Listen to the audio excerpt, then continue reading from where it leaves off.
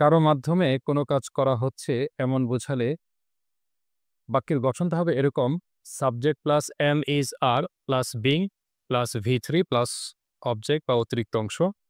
এখন আমাকে বলো দেখি, স্থানীয় লোকদেরকে সকল সুবিধা দেওয়া হচ্ছে। The local people are being given all facilities.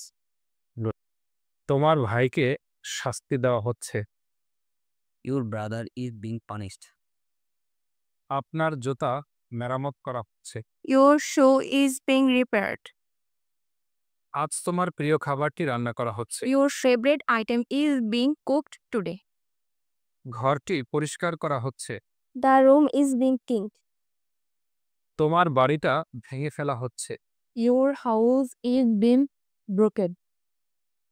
তোমার কলমটা ব্যবহার করা হচ্ছে। Your pen is being used. বাড়িটা সাজানো হচ্ছে। The house is being decorated. আমাকে উৎসাহিত করা হচ্ছে। I am being inspired.